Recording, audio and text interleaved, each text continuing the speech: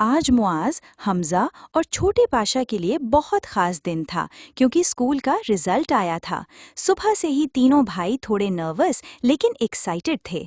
जब school assembly में result announce हुआ तो सबसे पहले मुआज का नाम सेकंड पोजीशन के लिए लिया गया, जिस पर उसकी आंखों में खुशी की चमक आ गई। उसने मेडल और सर्टिफिकेट लिया और दिल में इरादा किया कि अगले साल और मेहनत करेगा। फिर हमजा का नाम फर्स्ट पोजीशन के लिए अनाउंस हुआ और पूरा हॉल तालियों से गूंज उठा। उसने ट्रॉफी ली और नीचे उतरकर सबसे पहले मुआज को गले लगाया। सबसे प्यारा लम्हा तब आया जब क्लास 1 के रिजल्ट में छोटे पाशा का नाम भी फर्स्ट पोजीशन के लिए लिया गया। वो मासूम सी मुस्कुराहट के साथ स्टेज पर गया और ट्रॉफी पकड़कर बोला कि वो अम्मी को चॉकलेट देगा, जिस पर सब हंस पड़े। घर वापस आकर अम्मी और अब्बू ने तीनों को प्यार से गले लगाया, मिठाई बांटी और छोटा सा सेलिब्रेशन किया। केक काटा गया और घर में खुशी का माहौल बन गया।